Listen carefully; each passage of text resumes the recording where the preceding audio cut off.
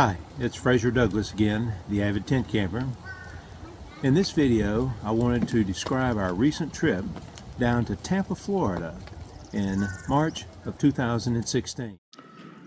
We left our home near Huntsville, Alabama about 5 a.m. on Friday, March the 18th.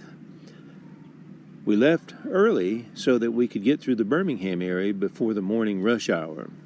After getting through Birmingham, we stopped for a quick breakfast and then drove down to Montgomery, through Troy, through Dothan, to the far southwestern corner of Georgia. Our destination was Seminole State Park, located on Lake Seminole. We set up camp here and stayed here for 2 nights. You can see a little bit of the campground in the distance, our car, and there's Lake Seminole.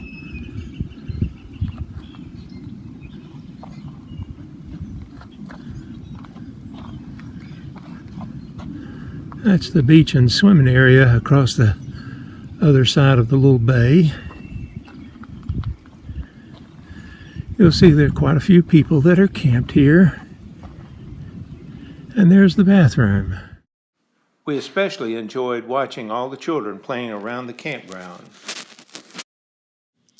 Sunday morning, we packed up camp and drove through Tallahassee and Gainesville down to the Tampa area. Our destination was Hillsborough River State Park, located about 30 miles northeast of Tampa. We set up our camp in site number 7. The bathroom, located near our campsite, was spacious and clean. This morning, we're cooking pancakes. We've already cooked our bacon, and so I'm about to pour a little pancake batter into a frying pan.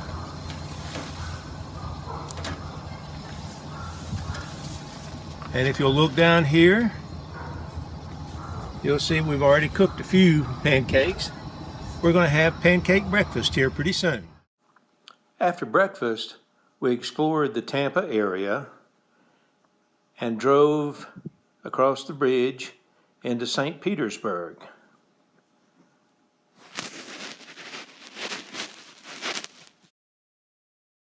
We also drove over to Clearwater Beach, where it was very cold and windy.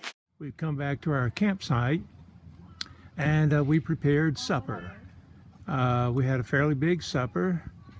We had some pico de gallo, some corn, blackened tilapia tacos, and broccoli. That was our meal for today. Other days we would have spaghetti or macaroni or potatoes, vegetables, sometimes steak, sometimes hamburgers, sometimes bratwurst. On Tuesday, we began by exploring the campground and the rest of the park. This photo shows the amphitheater where lots of interpretive programs are offered. A popular activity in the park is canoeing and kayaking on the river. The park store offers basic camping supplies, a snack bar, canoe rentals, and bike rentals. The swimming pool offers a great place to cool off on hot days. This playground is perfect for young children.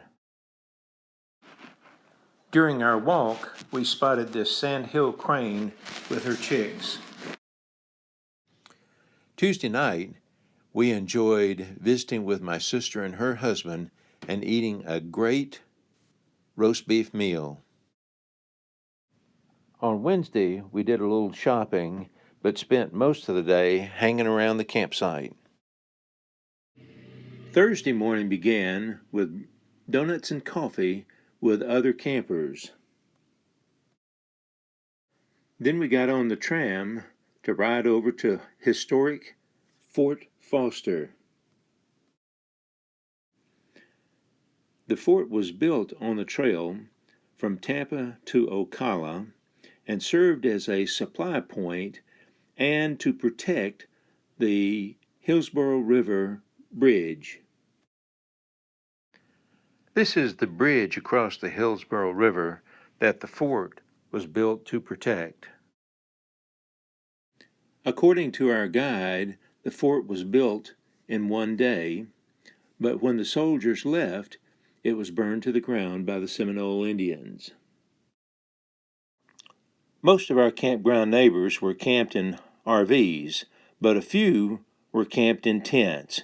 Here are some of the interesting tent campsites we noticed during our trip. This first tent is a Vengo Omega 450 tunnel tent. These tents are extremely popular in Europe, but very rare in the United States. Since it is so rare, I stopped to talk with the owners and discovered that they were tourists from Germany. This looks like a Kelty Green River tent. This is a Eureka Copper Canyon. The tent on the left in this photo is a Coleman Weathermaster. And this last one is a Coleman Instant Cabin that I contend should be called an umbrella tent.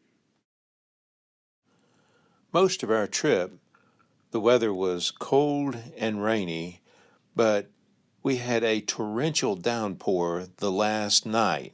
Fortunately, it stopped long enough for us to pack up and get on the road. Friday morning, we packed up and started driving back home. We planned to spend the night at a state park near Moultrie, Georgia, but when we got there, it was pouring rain and cold, and so we decided to push on. We drove the rest of the way home and arrived home about 10:30 in the evening. Thanks be to God for a safe trip.